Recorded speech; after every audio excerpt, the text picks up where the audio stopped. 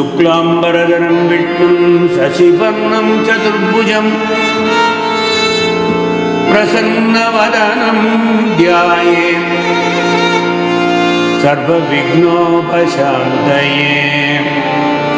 गुरुर्ब्रह्मा गुरुर्विष्णुः गुरुर्देवो महेश्वरः गुरुसाक्षात् परब्रह्म तस्मै श्री गुरवे नमः। वज्रनानन्दनं वीरं जानकी शोकनाशनं कपीशमग्रहन्तारं वन्दे लङ्काभयङ्करम्। कृष्णाय वासुदेवाय देवकी नन्दनाय च नन्दगोपकुमाराय गोविन्दाय नमो नमः। गोविन्दाय नमो नमः।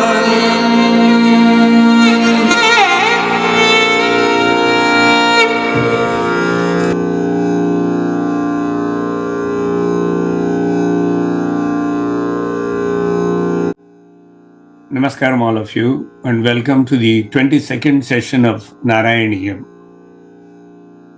As you may remember, this is the third part of the special mini-series of Upanyasam on the 22 or 24 incarnations of Parabrahman or Lord Supreme, consciously spaced between Kapila Avatara and Naranarayana Avatara and Daksha into Dasakam 16.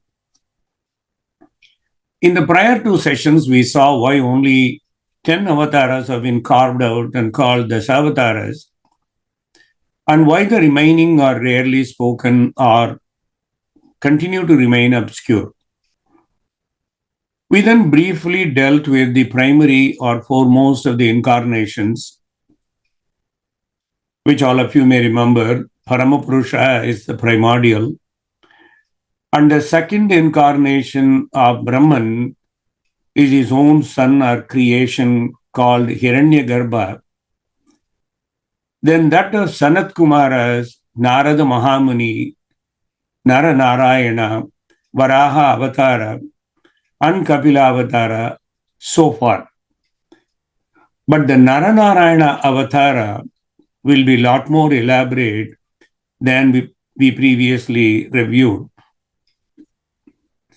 And avatars such as Narasimha Avatara will be in Dasakam 25, Vamana Avatara in Dasakam 30, Matsya in 32, Sri Rama in 34 and 35, and Parashurama in 36th Dasakam, before coming to Purnavatara Parabrahman Sri Krishna himself, his form and birth as a Yadava, and why and what of it. From Dasakams 37 through the 99th Dasakam of Narayaniyam, since Bhattadri's intention was only to highlight Sri Krishna, although he dedicated the earlier ones to bring the evolution to the point of Krishna Avatara. Bhattadri, for the most part, followed Srimad Bhagavatam, which describes all these incarnations starting with the eternal Purusha before and after the great deluge.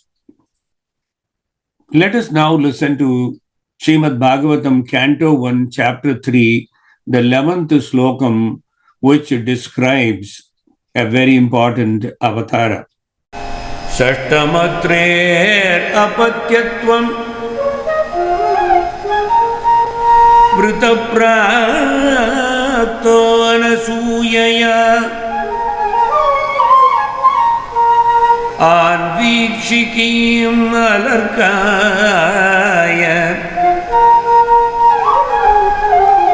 Praglada adibhyahu jiva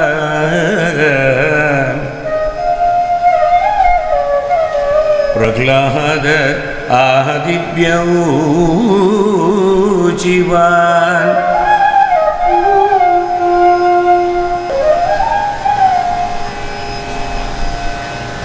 Sashtam Atrer Apatyatvam Vritaprapto Anasuyaya Anvikshikim Alarkaya Prahlada Adibhyaha Vuchivan. The sixth incarnation of the Brahman was the son of sage Atri and was born from the womb of Anasuya, who prayed for Bhagavan's incarnation. Who was he? Brahman incarnated as Dattatreya, the son of Brahma Rishi Atri and Anasuya. Atri was one of the seven and final Manasaputras of Brahma, the Hiranyagarbha created by Purusha. Atri came from the tongue of Brahma, personifying sound, speech, and knowledge. Atri and Anasuya had three children, Dattatreya, Chandra, and Durvasa. Another version of the legend states that Anasuya, by the powers of her chastity, rescued the three gods from an unusual situation, and in return, the Trinity agreed to be born as children to Anasuya. Brahma was born to her as Chandra, Vishnu as Dattatreya, and Shiva to a great part as Durvasa, or Shiva Amsam was Durvasa. The history of the birth of Dattatreya as an incarnation of the Brahman is mentioned in the Brahmanda Purana in connection with the story of a devoted wife. That's how Brahmanda Purana describes. The Purana describes Anasuya, the wife of Rishi Atri, as having prayed before the lords of Brahma, Vishnu, and Shiva as follows. O my lords, if you are pleased with me and my penance to you and my dedication to you, and if you desire me to ask from you any sort of blessings, whatever that you can give, then I pray unto you that you combine yourselves together to become my son in one form. This was accepted by Brahman, and his two deliberate creations of Rajas dominate and Tamas dominate, thus resulting in the Trinity incarnating as Dattatreya, the Trimurti Rupa, and Lord Datta expounded the philosophy of Atman. Four major personalities who obtained the philosophy of Atman and special instructions from Datta are Alarka, Prahlada, Yadu, and Haiheya. That's all that we require now. In many sacred texts such as Garuda Purana, Brahma Purana, Satvata Samhita, Datta is described as one of the primary incarnations of Mahavishnu. Several Upanishads are dedicated to Datta, as are the texts of the Advaita Dvaita Vedanta Yoga tradition in Hinduism. One of the most important texts in both Advaita and Dvaita Vedantas, called Avaduta Gita, literally meaning Song of the Liberated, is attributed to Bhagavan Dattatreya. In Dasama Granth of Sikhism, as you all know that Sikhism came from Hinduism as an offshoot, and Dasama Granth is the holy dicta for them, or holy book for Sikhism. Datta is considered by Guru Gobind as a Rudravatar.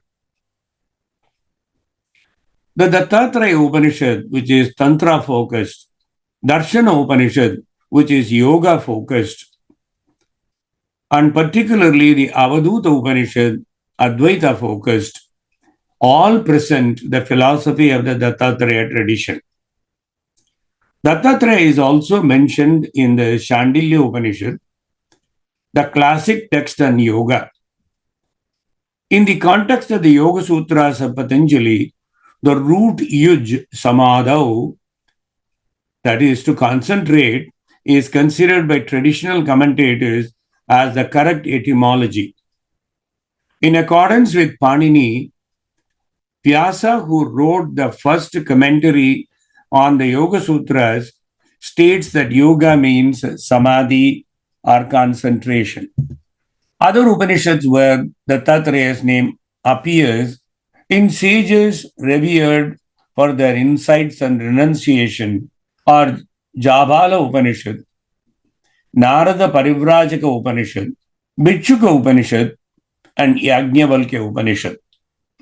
Of these, Datta's mention in the Jabala Upanishad is chronologically significant and affords authenticity. Dattatreya is mentioned in the great epics such as Mahabharata and Ramayana, also in Satvata Samhita in chapter 9 and Ahirbudnya Samhita chapter 5, often quoted in the Vaishnava Agama tradition, also known as Pancharatra tradition. An annual festival in Margashira reveres Dattatreya, celebrated as Datta Jayanti. Dattatreya, when viewed non-mythically as a young wanderer and Digambara, saints who follow Jainism in Svetambara tradition, that is, they always wear a white cloth, whereas Datta non-mythically is considered as a young wanderer and Digambara. This is the description in famous scriptures as the one who started with nothing and no teachers and yet reached self-realization simply by observing the grand nature or the great nature during Datta's wanderings as sannyasi. Sri Dattatreya, who Lord Krishna himself quotes in Uddhava Gita, which we talked earlier, has been evoked as a guru for environmental education. Sri Dattatreya gained enlightenment by observing the world, which provided him with 24 instructors or teachers. These 24 teachers or gurus, in essence, taught Datta the futility of mundane attachments, the benefits of contemplation and forbearance, and a path towards the spiritual realization or spiritual self-realization of the Supreme.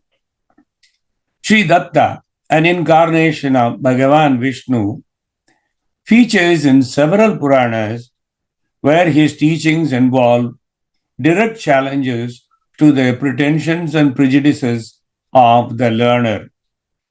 Because the learner tries to have knowledge, acquire knowledge, but along with knowledge and in the process of learning, there are always teachings that have direct challenges to certain pretensions and prejudices, which we cannot forget. Datta's core message is never judge by surface appearances or apparent appearances, but always seek a deeper truth in anything and everything, especially when you are confused.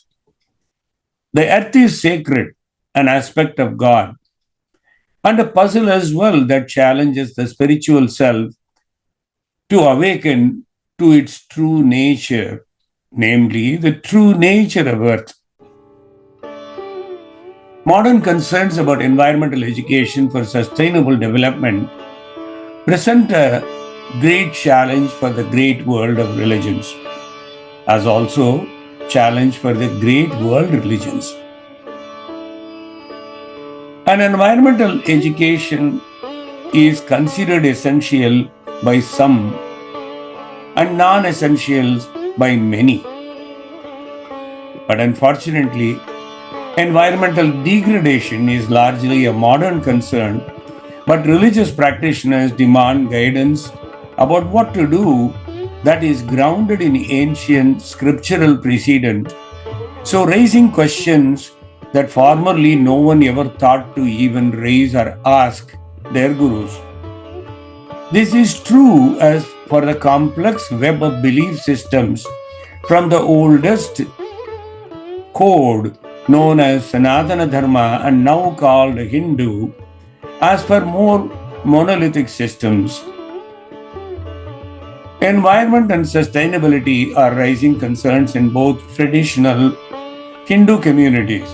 For want of better understanding and universal understanding, since this is going to remain in YouTube, let me refer Sanatana Dharma or the very, very ancient code as Hindu for convenience and uniformity. Indeed, Hindu communities are very worried. There is constant rising concern about sustainability as well as environment, because we do not know how long we can have this luxury of free water, how long we have the luxury of pollution-free homes and pollution-free environment to come out and breathe normally. These are all taken for granted, but consistently some of the involved and knowledgeable people in Hindu communities have serious concerns as to the continuity of both environment and sustainability.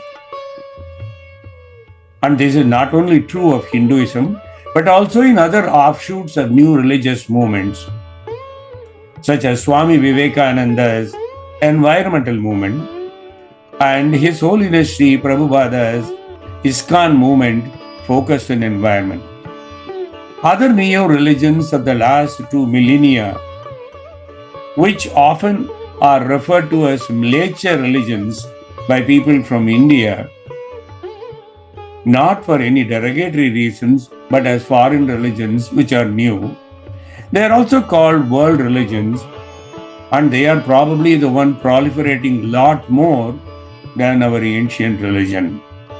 But none of the neo-religions seem to concern so seriously or seem to have such a deep emphasis on environmental education or concerns openly, rather regrettably.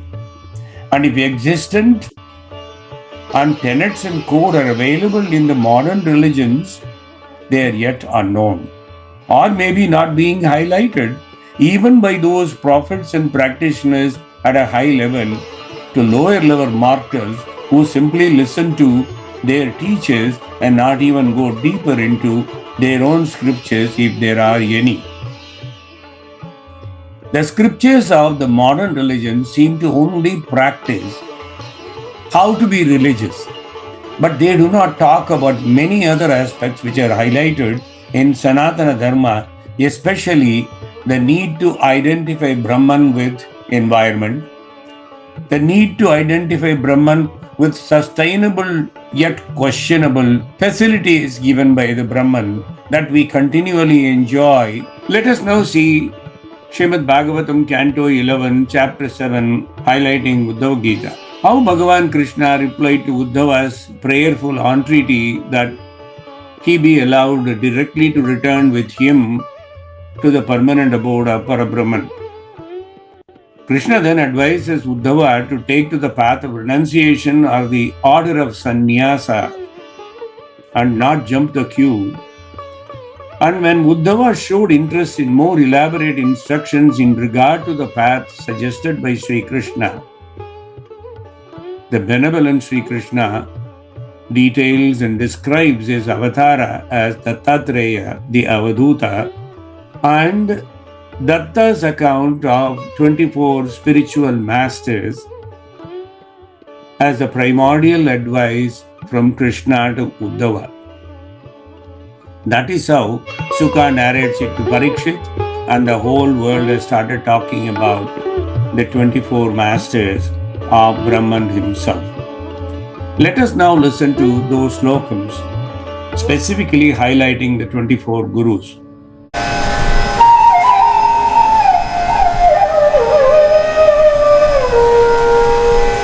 Prithvi Vayuhu Akashamapo Agni Chandrama Ravi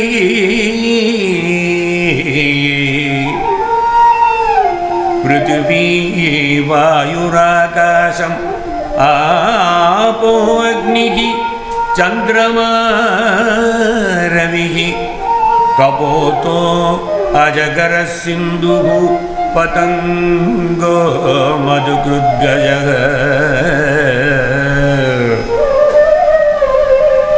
Madhuha Harinomina Pingana Kurara Arbakaga Kumari Sarakrit Sarpa ऊर्णाभिः सुपेशकृत्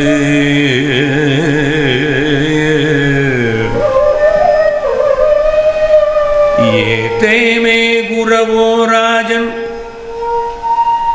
एते मे गुरवो राजन् चतुर्विंशतियाश्रिताः शिक्षावृत्तिभिः एतेषाम् अन्वशिक्षम् इहात्मनः अन्वशिक्षम् इहात्मनः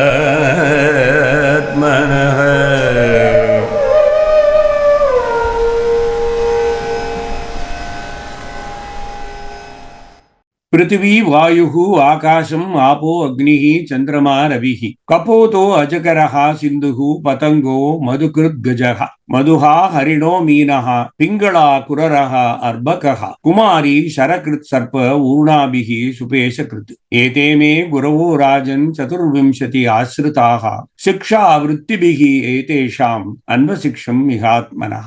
பகவான் கிருஷ்ணர் சொல்லுகிறார், மேலே குறிப்பிடப்பட்ட 24 விஷயங்களும் அல்லது எனது ஆசிரியர்களும் அல்லது ஆச்சாரியர்கள் என்றும் சொல்லலாம். அவர்களிடத்திலிருந்துதான் பிறவியின் ரகசியத்தையும் எப்படி வாழ வேண்டும் என்ற உண்மையும் நான் தத்தனாக அவதாரம் எடுத்த போது கற்றுக்கொண்டேன். எனது குருமார்கள் அல்லது ஆசிரியர்கள் என்று சொல்லப்பட்டவர்கள் அந்த 24 பெயர்கள் தான். பிருத்திவி இஸ் எர்த், வாயுகு இஸ் ஏர், ஆகாசம் இஸ் ஸ்கை, ஆபஹா இஸ் வாட்டர், அக்னிஹி is fire, Chandrama, the moon, Ravihi, the sun, Kapota, the pigeon, Ajagaraha is the python, Sindhuhu is the sea or ocean, interchangeably used, Patangaha, the moth, Madhukrut is the honeybee, Gajaha, the elephant, Madhuha is the honey thief or the honey collector, Harina is the deer, Meenaha is the fish, Pingala is the courtesan named Pingala, Kuraraha is a Kurara bird, Arbaka is a child, Kumari is a young girl, Sharakrit is an arrow maker, Sarpa is a serpent, Urnanabihi is the spider, Supeshakrit is the wasp. In fact, the wasp is known as Supeshakrit because it causes the insect that it kills to take a beautiful form in the next life. வாழ்க்கைக்கு அத்தியாவசியமான உண்மைகள் தத்துவங்கள் என்று சொல்லப்படுவதுதான் இந்த 24 தத்துவங்கள் அல்லது 24 ரகசியங்கள் என்று கூட சொல்லலாம். What are the essential truths and lessons learned from each one of those gurus which I just now named and highlighted, not only in the form of a song but also in description? We will see them now. Bhagavatam narrates this as the 24 gurus quoted by Avadhuta Brahmana to King Yadu. That is the origin. Canto 11, chapter 7, slokas 37 to 74 and chapter 8 from slokas 1 to 44 for context. This is when Krishna convinces Uddhava to continue his penance and await his return to reach him in Vaikuntha in proper order and in due course, and not rush out of sequence. For that, he gives the story of an Avadhuta Brahmana giving the advice to King Yadu by citing 24 gurus from whom the Avadhuta claims he learned the secret of life and route to final realization. This can also be an interpretation as to who that Datta was and who that Avadhuta Brahmana was, and how, in what context the advice was given, to whom the advice was given. All that is put in Sukha Bhagavatam nicely. Shri Brahmana Uvacha Santime Guravo Rajan Bhagavo Buddhyupasrataha Yato Buddhim Upadaya Muktotam Ekatan Shrunu. The Brahmana said, "My dear king, with my intelligence I have taken shelter of many spiritual masters. Having gained spiritual understanding from each one of them, I now wander all around the earth in a liberated form and condition. Please listen as I describe them to you. Prithvi. The earth is steadfast in its duties and steady in its cycles. The earth teaches forbearance, to remain undisturbed even while oppressed. For reference, You can go to sloka 37 and 38 of chapter 7. In general, the earth accepts the injuries inflicted by humans continuously, relentlessly, and without any thought. In spite of all that, the earth continues to provide crops for sustenance and protecting the very humans who injure the earth. And of course, all this is done by the earth to the best of its ability. Therefore, the earth teaches dharma, the value of steadfast perseverance on the path of righteous duty, equipoise, and forgiveness at all costs and at all times. That is my Acharya, Prithvi. My second Acharya is Vayu. The wind passes through the world like truth, unchanged and unattached. Equally, like Satyam, it has the capacity to disturb as it swirls about the objects of the material world. This is slokas 39 to 41 in the same chapter. When the wind blows in many directions at once, the atmosphere becomes totally agitated. Similarly, if the mind is constantly attracted and repelled by material objects, which are also agitations in one form, it will be impossible to think of the absolute truth or Satyam, which is Brahman itself. How could you think of it if your mind is so agitated? Hence, the wind teaches the value of freedom and of staying clear of worldly disturbances at all times, no matter what. That is Vayu, my teacher. Akasam. The sky teaches that the self, like the sky, has no boundaries and is beyond the reach of material nature. Slokas 42 to 43 of the same chapter. Sometimes clouds cover the sky, but the sky above is totally unaffected. When the mind is spotlessly clear like a cloudless blue sky, one can see or feel the actual form of Parabrahman. In Avadhuta Gita, which is so famous, in the third part, 7th sloka, Dattatreya says like this, Samviddhi sarvakaranani nabonibani samviddhi sarva vishayamsha nabonibamsha samviddhi chaikamamalam nahi bandhu muktam jnanamritam samarasam gaganopamo aham. Know it for certain that the sense organs and the sense objects are like clouds in the sky. Realize the shining one as neither bound nor free. I am therefore to be understood as the existence, knowledge, bliss, and boundless as space. So therefore, Brahman is Satchidananda, existence, knowledge, bliss, because it is boundless as space, indescribable as space. Know all objects of material perception to be empty like space. Know the pure one as neither bound nor free. The nectar of knowledge undifferentiated like the sky. This is the meaning of what I said. Samviddhi sarvakaranani nabonibani samviddhi sarva vishayamsha nabonibamsha samviddhi chaikamamalam nahi bandhu muktam jnanamritam samarasam gaganopamo aham. The fragmentary self trapped in materiality avoids reunion with the universal self or Atman or Brahman. The boundless sky is an eternal reminder of this essential unity.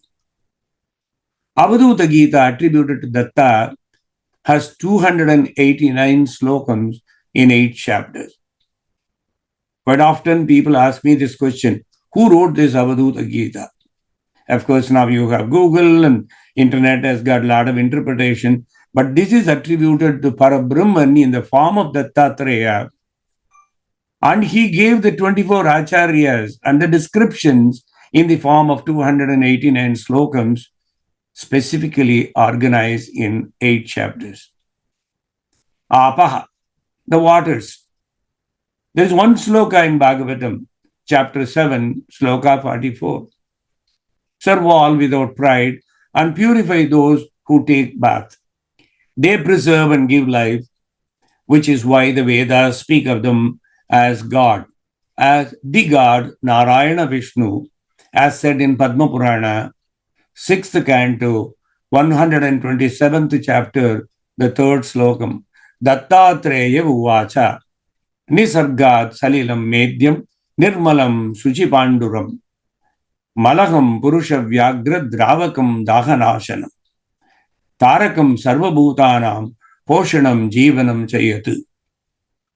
Just as pure water by nature is transparent, a saintly person transparently manifests the Brahman. Pure and holy people are like the sacred river Ganga, which purifies by very sight, of course by contact, and also if you praise Ganga, any of those margas can purify you. The lesson is that purification comes from association with purity.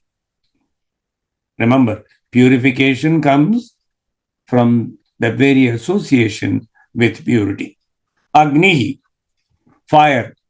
Fire purifies what it consumes, and its qualities are not sullied by contact with the material world. This is very profound and stated in 3 slokas in Srimad Bhagavatam, 45 to 47 in the same chapter. And Avaduta Upanishad, which is different from Avaduta Gita.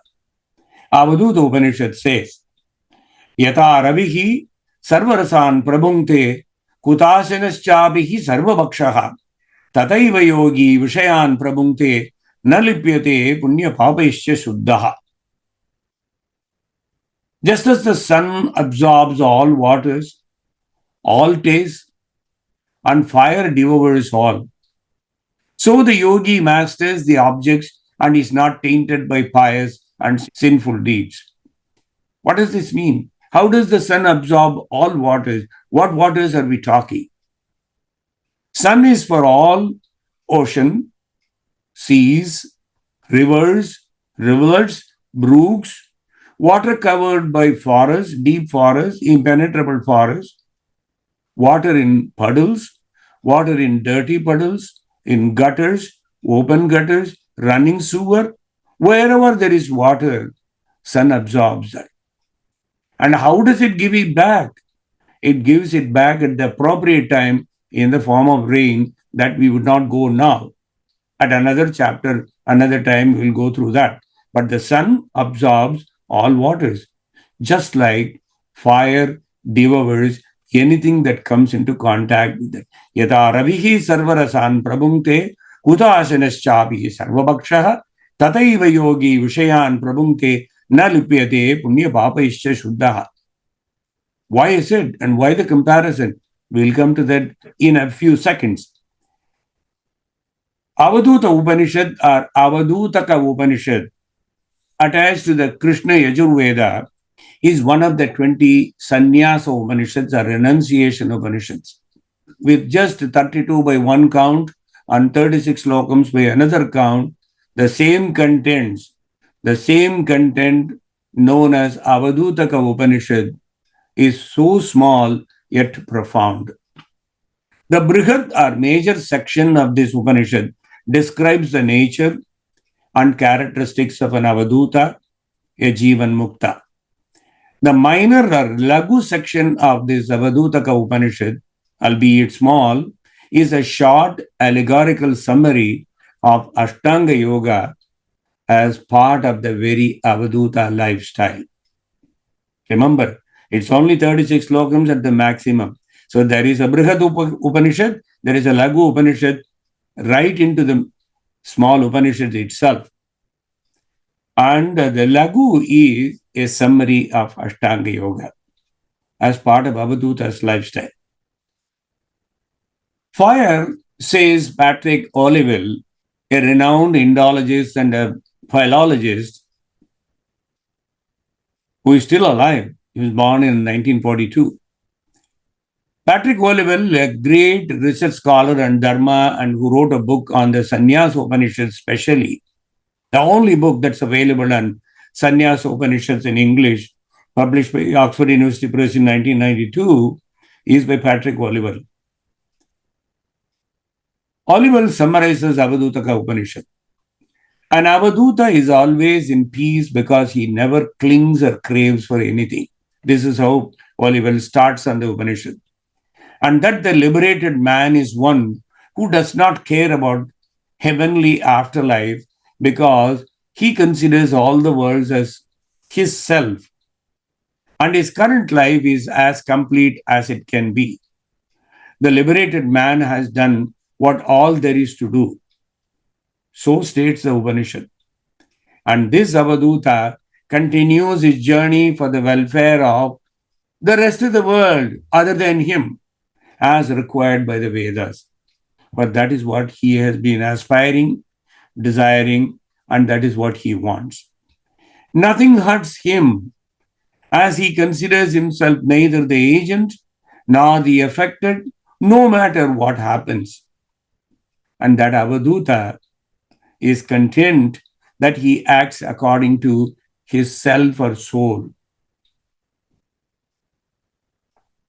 This Avaduta is the liberated. Can anybody become Avaduta? Yes, if they follow the tenets what I described just now, you can become, I can become, anyone can become. The Avaduta feels, I am fortunate. I know myself, how wonderful I am, and how wonderful you are and we are. Oh, what knowledge.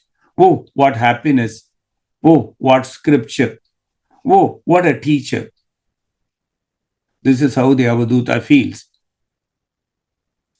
I have everything, states the Avaduta Upanishad, through that Avaduta. Datta said in Avaduta Gita, Nishpapa Papa Dahanohi Hutashanoham, Nirdharma Dharma Dahanohi Hutashanoham, Nirbandha Bandha Dahanohi Hutashanoham, Jnanamritam Samarasam Gaganopamoham. I am that fire of knowledge which wipes out all sins of the sinless Atman. ஆத்மாவுக்கு பாபமே இல்லை. அந்த பாபமில்லாத ஆத்மாவை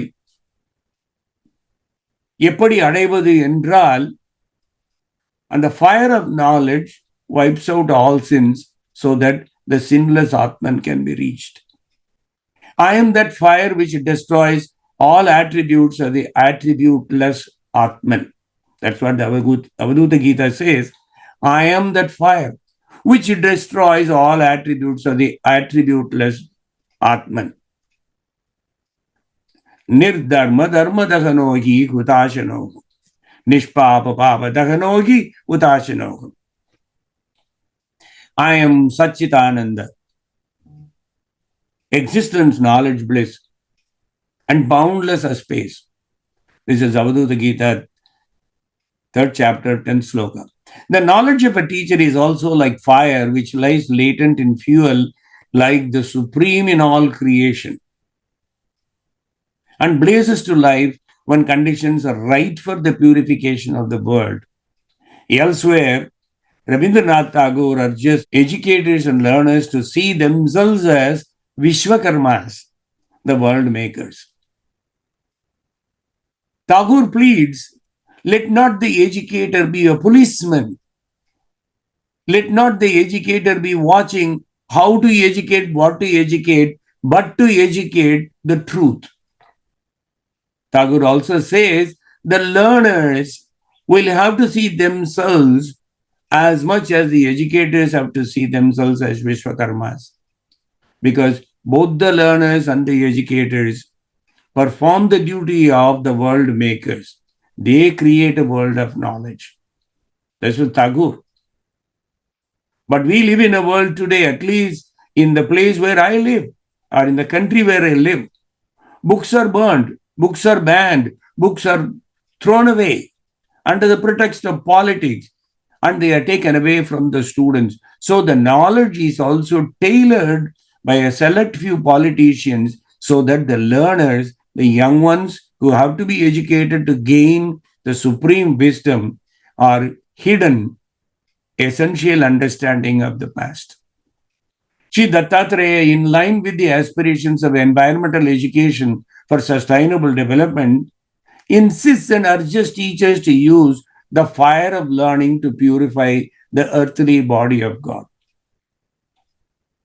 Why do I stress this point? The learners, namely the young students in any walk of life, will learn everything and they have the fire to burn unnecessary things and keep the real ones for source of knowledge to realize the ultimate through themselves. That is why the same Avadhuta Gita says, one should not even consider the quality of the teacher or the source of the teacher, but only the essence of that which is taught or obtained. And the beautiful analogy given here is, does not a boat, though devoid of paint and beauty outside, it doesn't look great, but it's a boat. But does it not still ferry passengers from one end to the other? Protect the passengers who are about to really go into bulging waters to a safer place?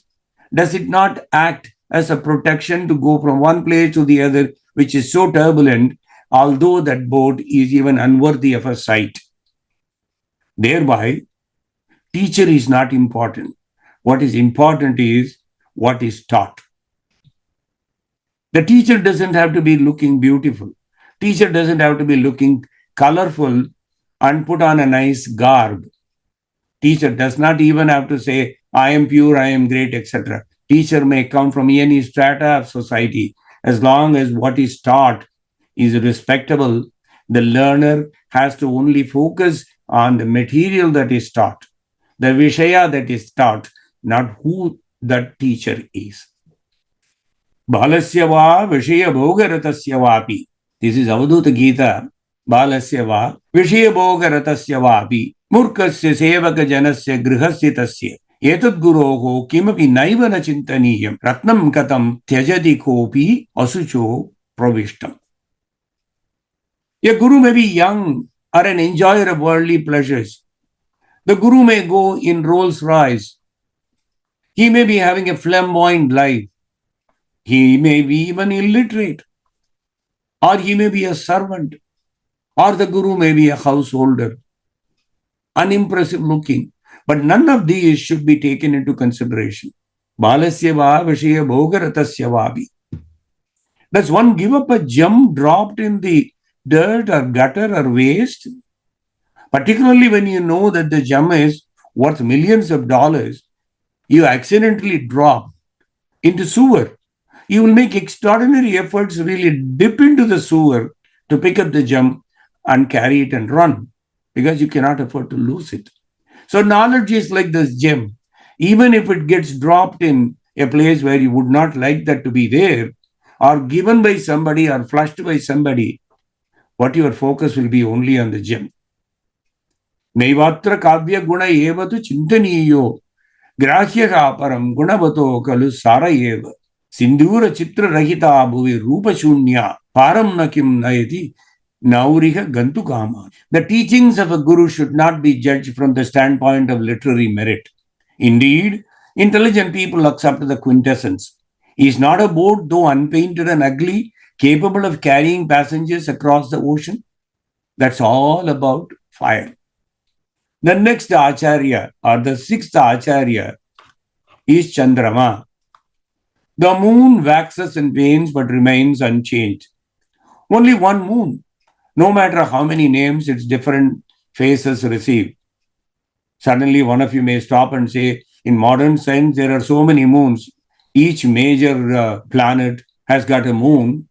We only know of one moon which is revolving around the earth. Forget all that. This moon that is talked about is the moon closest to the earth. Let us only focus on this. Paurnamasyam yata chandra eka evati nirmalaha tena tat sadrisham pashyet vidyadrishtihi viparyayaha. Avadhuta Gita, 2nd chapter, 21st sloka says, as one sees the moon as only one and very bright on the full moon night, no one should perceive Brahman as one and luminous. As one sees the moon as only one and very bright on the full moon night, so does one perceive Brahman as one and luminous. Dualistic vision comes from false perception. The world tends to hide single truths beneath a welter of discrete names, but when intelligence is thus divided, it ceases to be all comprehending. Of course, the teaching also refers to metempsychosis, the belief that, like the moon, the soul is a continuous reality, although material bodies appear and disappear constantly through birth, death, then reincarnation. This is Sloka 48 of the chapter 7, specifically highlighting the soul is a continuous reality. Ravihi, the sun. The sun is reflected in a million puddles. This is Sloka 49 of chapter 7. Each reflection of the sun in a puddle, no matter what the puddle is made up of, seems different. But it is the same sun that falls on the various puddles, different puddles in different places. Equally, the spirit seems to be contained within different bodies, but in reality is the same in all the bodies. Once Atman or self is constant, a fragment of the greater self that answers to many names and is deluded into thinking it is different. In fact, nature and spirit have the same essence. And the all-encompassing Brahman is inside every one of them. The sun's second lesson is that while it drives the hydrological cycle, or otherwise known as the climate, and the entire biosphere depends on the sun, and sun drives it, releasing its gifts to the needy at the proper time. Sun does not do this for any personal gain. I didn't say this. Upanishad, Avaduta Upanishad says this. Similarly, the teacher should act from a sense of duty, not for the purpose of accomplishing any material benefit in return, nor even for avarice. ஒரு ஆச்சாரியன் என்பவன் எப்படி இருக்க வேண்டும் என்றால் நிறைய குணாதிசயங்கள் சொல்லலாம். We can list out the requirements of an Acharya. We can also list out the requirements of our expectations of an Acharya. But in reality, what an Acharya or how an Acharya should behave, anything that he teaches, he does it for free. And he does not care who receives that instruction, as long as the person who receives the instruction is genuine to seek that instruction. And the teacher should have only one goal, that he or she shall act from a sense of karma, duty, and definitely not for anything in return, should not even be expecting something, no matter what that disciple is or how much in a high position the disciple is placed. That is a lesson to be learned from the sun. Kapotaha, the pigeons. What is the story of pigeons? This story warns against developing obsessive love or attachments in the transient material world, because that in itself is a web. A devoted pair of lovebirds or pigeons raises a brood of young little ones who become entrapped in a net by a hunter. Because the mother and father have gone to fetch food, in the process, the young ones have fallen, slowly creep into a hunter's net and get ensnared there. The lovebirds run towards the kids without a thought they are really affected by the loss. Unable to live without their little ones, the parents end up joining the young in the hunter's trap, on the assumption that by their going there, they will be able to release the children out of the trap. But what happens? They too get trapped. Similarly, those who focus on transient things may be consumed and destroyed by the very same things and by the very laws, and they themselves get entrapped. Nati snehaha prasango va kartavyaha kvapi kenachit kurvan vindeta santapam kapota iva deenadihi. This is Sloka 52, chapter 7 of Srimad Bhagavatam, Canto 11. A similar story is described in the 7th canto, 2nd chapter of Srimad Bhagavatam. As narrated by Yamadharmaraja to the mourning widows of King Suyajna, Sri Dattatreya reinforces this difficult teaching by taking his own body as the 25th teacher. At one level, he says, I have 24 gurus, and he says, what is the 25th teacher? My own body. Datta says that even this upon which so much energy was expended, namely this body, is a temporary possession. It is very soon destined to be consumed by other creatures after its death. Under usual circumstances, because I am a sannyasi, I am an avaduta, I am not going to be in one place. I'll be moving from place to place in a forest. When the time comes that I need to reach Brahman, because I am Brahman himself, but I have to reach the point. When I reach the point, I become the 25th Acharya, namely my body. That body will end up in the mouth of the creatures which are waiting to consume me.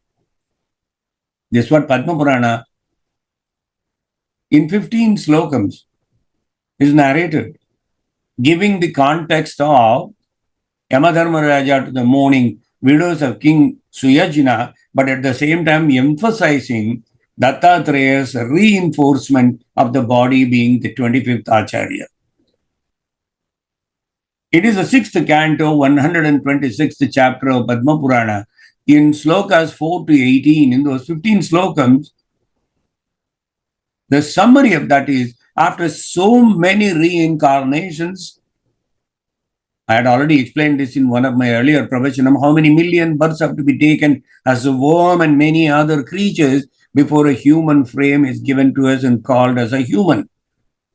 After all those incarnations, achieving a human body is a rare privilege, but this alone earning to know the truth of its own nature, that's rarer and might be used to achieve liberation only if this body uses the rare privilege to seek the knowledge and earns to know the truth of its own nature and how it will perish, and what is the soul, what is the Atman with a small a, and what is the Atman with a big A. How that can coincide to achieve the liberation. However, human life, a door to God realization, is wasted upon those who, being distracted by constant attachments in the material world, constantly caring for the beautification of one's own body, which is going to perish any minute without notice, but neglect their spiritual development constantly in the process of wasting on other pursuits. Bhagavatam spends 23 slokams on this aspect, while it only spends 1 or 2 slokams for the other acharyas. Kapotha, or the pigeons, occupy 23 slokams for elaboration. But the quintessence is said in chapter 7, sloka 52, Nati sneha prasango va kartavya kvapi kenachiti kurvan vindeta santapam kapotaiva deenadihi. The next Acharya, Acharya number 9 is Ajagara, a python. Bhagavatam dedicates 4 slokams. A python eats whatever comes its way and is satisfied, sometimes a little mouse, infinitesimally small mouse compared to the huge python. It can even survive by eating some insect that comes that way, by extending its tongue. But sometimes a huge animal ends up in its grasp. And then it crushes that huge animal and slowly consumes it. And then remains completely without eating for months on end, because for many days and months, nothing may come across that side and python may be completely starving. But still, it keeps alive, waiting for the time when something else will fall onto his. There is a lesson to be learned from the python here. Its teaching is don't run in pursuit of worldly things. If you have a beaten down Toyota or a Honda, a dozen years old, but as long as it has four wheels and it is running without any problem, don't constantly think and hurt yourself of acquiring a Rolls Royce. But limit your desires and learn to accept what life brings with it. What life brings with wealth or other acquisitions, much bigger than what you can even contemplate, but they come along with a price. Sri Krishna told Uddhava how the Avaduta Brahmana explained to Maharaja Yadu the instructions he had received from 9 of his gurus. Out of the 24 gurus, the Avaduta Brahmana really puts into one bracket 9 gurus. And the 9 gurus are beginning with the python. Grasam sumrushtam, virasam mahantam, stokameva va, tidrichayeva patitam, graseda jagaro akriyaha. Following the example of a python, one should give up material endeavors and accept for one's maintenance food that comes of its own accord. Whether such food be delicious or tasteless, ample or meager, that's how a sannyasi should live. Mahatma Gandhi, of course, developed and propagated his concept of absolutely limited wants into Sarvodaya movement. Since many of you are familiar with Gandhi and his Sarvodaya movement, it is relevant to bring it in the context of python. He was pioneering political economy of sustainability by enforcing the Sarvodaya movement, using the hand-combed cotton to make handmade clothes through handmade thread and all that, and spinning it, wooden charka. However, Swami Prabhupada extended python's message of self-regulation and acceptance into one of reflection. Gandhi said of simplicity as a matter of economy and sustainability, whereas Prabhupada extended it to self-regulation and acceptance for pure reflection. If by God's arrangement one is forced to suffer material hardship, then one should think, due to my past karma, I am now going through suffering of many, many kinds. In this way, God is mercifully making me humble, more and more humble. I have to go through this. Let me go through. One must accept the Almighty as the supreme controller of all events and happenings. And the minute you do that, the pain and suffering you go through also appear to you as completely minimal, if not forgettable. I didn't say that. Swami Prabhupada said that. In fact, apart from Gandhi on simplicity and Prabhupada and highlighting this aspect of it, Bhagavan Ramana said this. The great Paramacharya repeated it so many times. He even used to talk about religious missions and religious mutts and say, don't run after money, don't seek donations. Don't you ever seek money from anybody, because that is only going to bring you nothing but grief.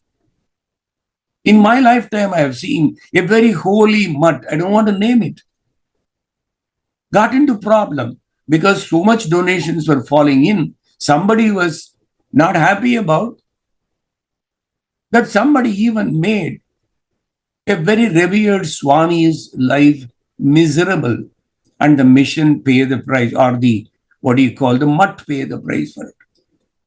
Paramacharya had such a forethought, Dirghadarishi, Margadarishi.